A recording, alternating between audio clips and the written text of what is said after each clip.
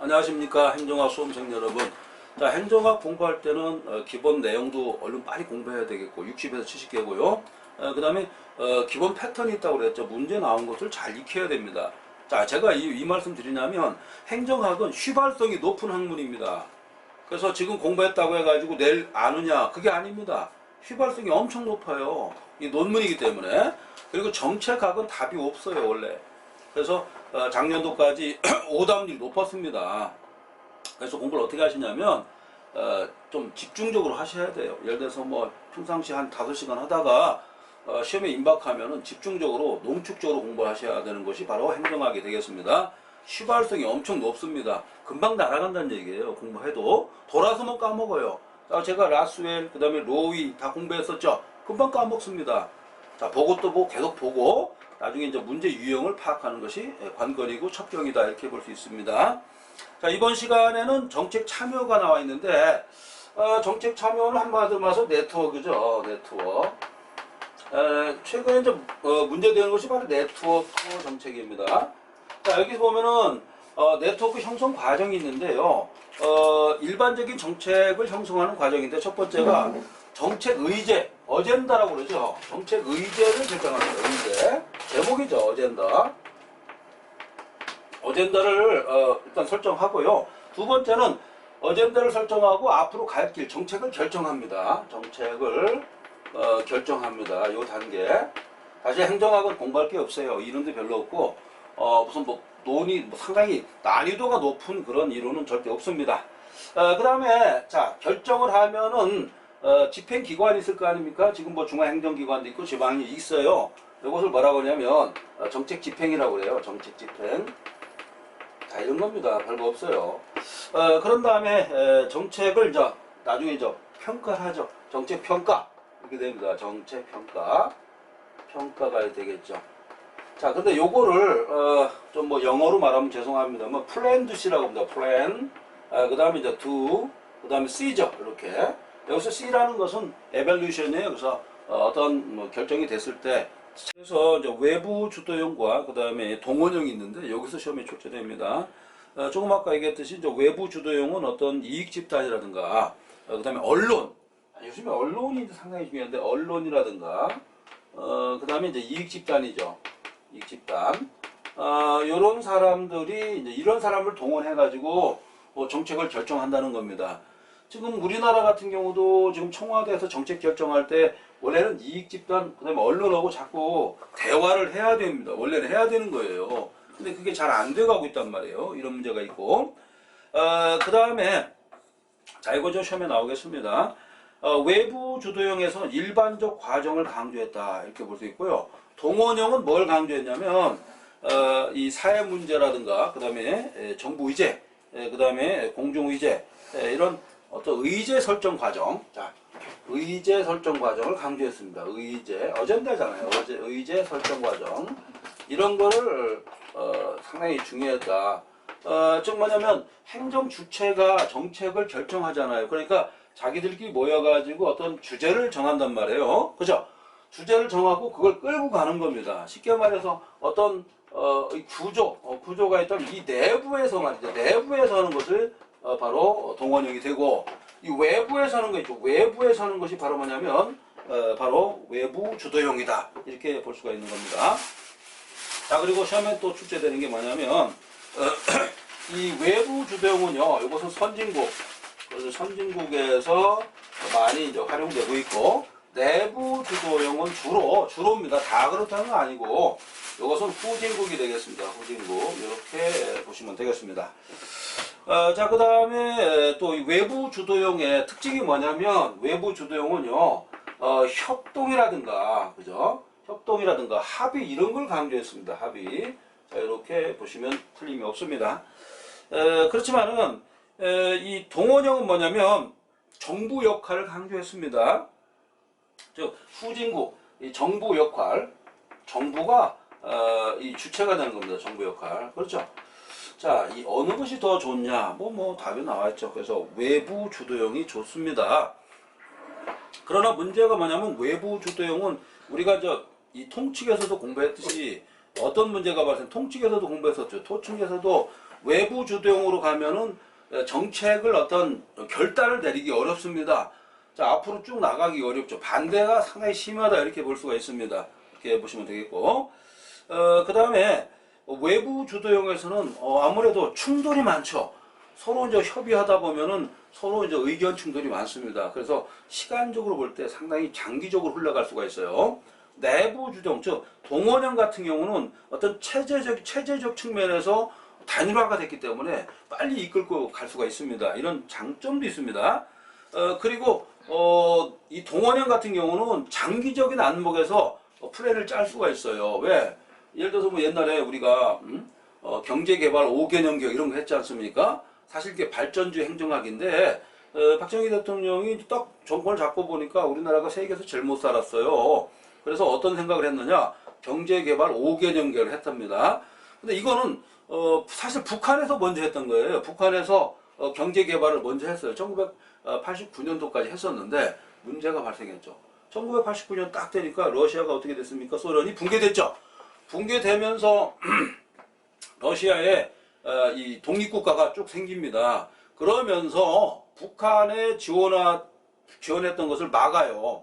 천연가스라든가 이런 게 들어오던 게 안 들어옵니다. 거기다가 러시아하고 또 중국하고 사이가 안 좋잖아요. 그래서 이번에도 뭐 중국이 뭡니까 이 남포항이라고 그러죠. 남포항 쪽으로 쌀이 이제 130만 톤이 들어왔는데 이미 다 먹었죠. 다 먹었습니다. 그리고 우리가 이제 5만 톤 주기로 했었잖아요. 자, 근데 이것도 조심해야 돼요. 우리는 5만 톤에 대해서 상당히 민감해요. 왜냐하면 지난번에 미얀마죠. 버마로부터 우리가 5만 달러치의 쌀을 우리가 지원받았어요. 옛날에요. 1953년도입니다. 그때. 버마, 지금 미얀마죠. 최후진국인데 여기서 쌀을 준 겁니다. 5만 달러, 5만 석, 이게 상당히 중 5만 톤. 우리는 저 북한에 5만 톤을 주기로 했었는데, 김정은이가 130만 톤을 받다 보니까 어때요? 갑자기 얘가, 우쭐했던 것 같아요. 5만 톤 필요 없어. 했는데 지금 어떻습니까? 코로나 사태 때문에 북한도 어려워요. 그러니까, 바이든이 백신도 곧 무료로 주겠다. 무료라는 게 중요합니다.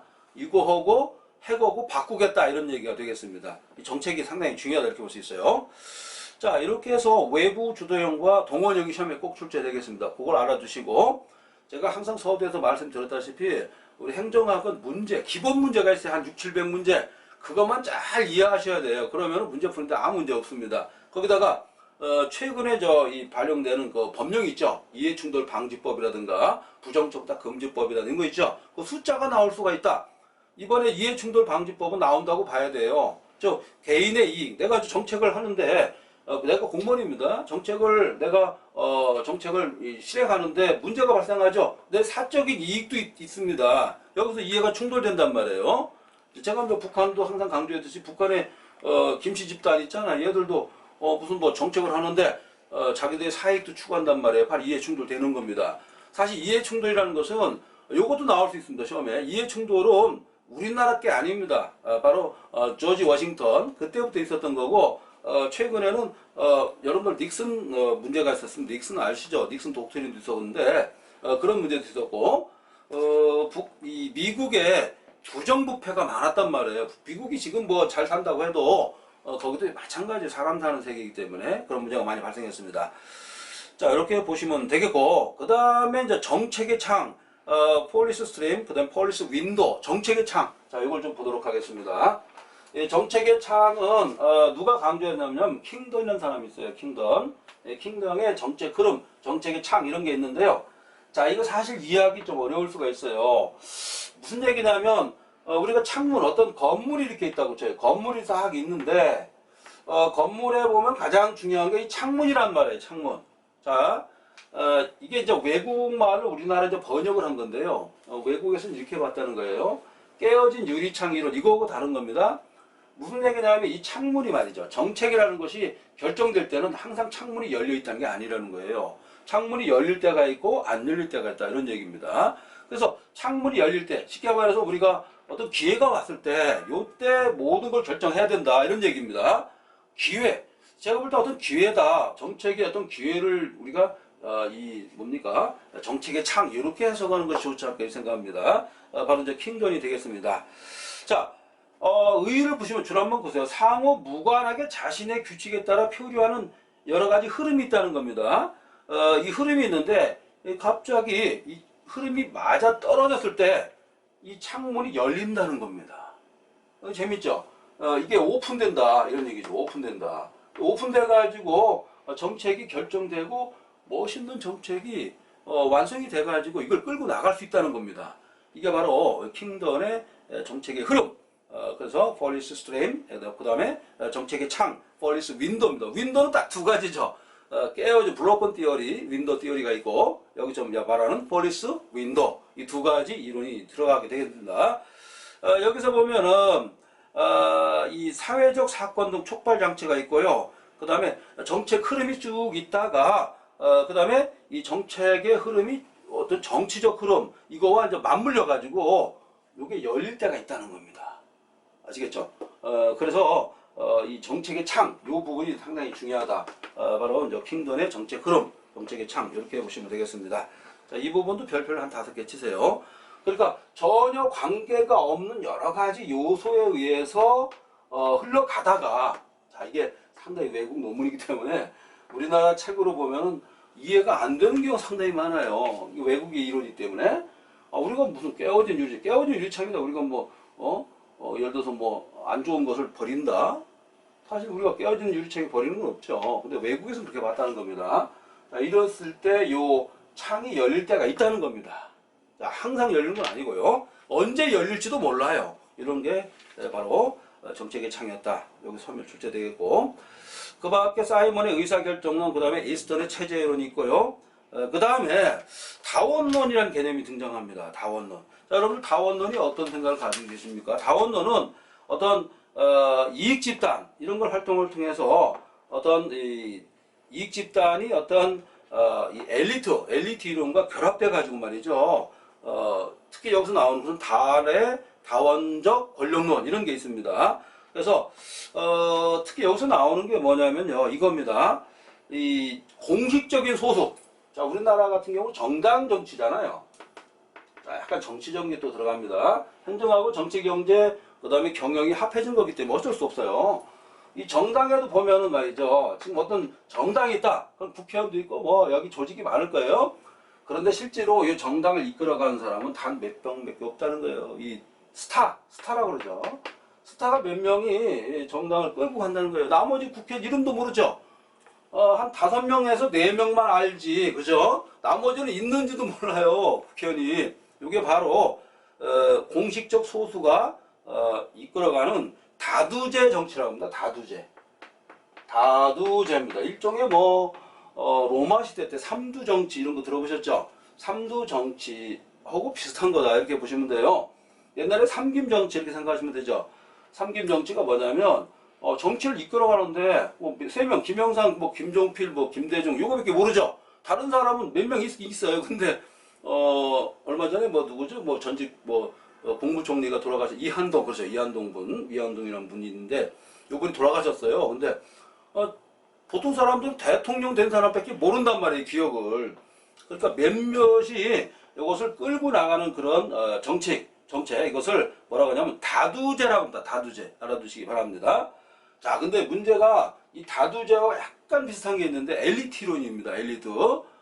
자, 이 정당에 있는데 정당의 어떤 정책을 위반하고 이걸 잘 이끌어가는 사람이 있는데 누가 이끌어가느냐? 엘리트가 이끌어간다는 거예요. 우리나라도 옛날에 보면은 이 서울법대, 그 다음에 육군사관학교 딱 두 학교 출신이 다 이끌어갔단 말이에요. 자, 얼마 전까지 그랬어요. 여러분들 잘 모르실 건데 이러다가 맡겨보니까 이게 엉터리인 거예요. 그렇죠? 엉터리예요. 여러분들 잘 보시지만 윤석열이가 지금 은퇴하고 대통령 된다고 그러는데, 그죠? 제가 볼 땐 그래요. 옛날에 사법시험 붙을 때는 실력이 좋았는지 모르는데 이것도 노력을 해야 나중에 실력이 유지되는 거 아니겠습니까? 그죠? 그리고 토론을 해보면 알아요. 이 대통령의 어떤 까마리죠. 대통령 까마리가 되려면은 사실 중요한 것만 알면 된다 그러는데 그건 거짓말이고요. 지금은 대통령은 웬만한 거 다 알고 있어야 돼요. 예? 그러니까 그렇게 여러 가지 능력을 갖추고 있어야 대통령이 되는 겁니다. 이런 것처럼 종전에는 엘리트가 필요 없었는데 지금 엘리트가 필요하다는 거예요. 특히 한국 같은 경우는 엘리트가 필요해요. 엘리트가 이끌고 나가야 되는데 엘리트가 없죠. 그죠? 지금 뭐 연구도 않고 그죠? 엘리트가 없어요. 예를 들어 서울대학교 뭐 교수라든가 옛날에 엘리트가 좀 있었어요. 아, 없어요. 뭐 판검사들도 옛날에 실력 있는 사람 있었는데 지금 뭐 별로 없잖아요. 그죠? 정치하는 사람도 없어요. 이런 문제가 발생할 수 있어요. 그래서 엘리트론이 등장했다. 여기에는 고전적 엘리트론이 있고 그 다음에 통치 엘리트론 두 가지 나눌 수가 있습니다. 고전적 엘리트론은 아까도 말씀드렸다시피 어떤 과두제하고 비슷한 겁니다. 과두제. 몇몇 사람이 이끌고 간다. 이렇게 보시면 되겠습니다. 자, 그 다음에 시험에 나오는 거 신엘리트론. 요게 시험에 나옵니다. 자, 여기서 시험 나오는 것은 바로 무의사 결정론이에요. 무의사 결정론입니다. 요게 이제 시험에 출제되겠습니다. 놈입니다. 무의사 결정론. 이게 뭐냐면은 엘리트가 쫙 있어요. 그럼 엘리트가 모든 걸 결정하고 여기 구성원들은 그냥 의사가 없는 겁니다. 알았습니다. 이 똑똑한 사람들이 알아서 했으니까 내가 밑에 있는 사람으로서 알아서 따라가겠습니다. 일종의 추정의식을 가지고 있는 것이 바로 무의사 결정론이 되겠습니다. 이런 무의사 결정론은 어떤 문제가 발생하냐면 이 일반 구성원이 말이죠. 거론조차 못하는 겁니다. 쉽게 말해서 토를 못 따라요. 그냥 알았습니다. 예스맨이 되는 겁니다. 이런 문제가 발생해요. 예스맨이 되면 어떤 문제가 발생하냐? 이 발전을 못하는 겁니다. 독재로 갈 수 있다는 겁니다. 그래서 뭐 우리가 이제 군부 독재, 뭐 전두환 뭐 이렇게 많잖아요. 그때도 이제 엘리트론이 등장한 겁니다. 그 당시에 물론 뭐 김영삼 대통령 때도 그랬고 엘리트가 몇 명 있었어요. 근데 지금은 찾아볼 수 없죠. 다 감옥 간다든지 뭐 이런 거예요. 왜 그랬느냐? 정치, 경제, 사회, 문화 모든 걸 다 섭렵하고 이 정책을 끌고 나갔어야 되는데 자기 전문 분야에 대해서만 했단 말이에요. 그러다 보니까 경제를 몰랐어요. 그래서 대북 송금했죠. 깜빵 가야지 어떡합니까? 대한민국 돈을 북한에 보내준 거 아니에요. 그죠? 법적으로 봤을 때는 문제가 없지만 경제적으로 또 문제가 될 수 있어요. 그러니까 지금은 엘리트 이론 가지고 이게 먹히는 시대가 아닙니다. 그렇게 알아두시면 되겠고. 그 다음에 엘리트의 어떤 권한 행사의 양면성이라고 합니다. 줄 한번 보세요. Two faces of the power라고 그러는데, 이건 뭐냐면 역시 마찬가지입니다. 엘리트 이론에서 가장 문제가 된 것은 바로 가시적인 효과는 있지만 내용물이 없다는 겁니다. 아시겠죠? 그런 점도 여러분들이 알아두시고, 여기서 시험에 나오는 것은 바로 무의사 결정론이다. 이렇게 보시면 되겠습니다. 자, 여러분들 수고하셨습니다.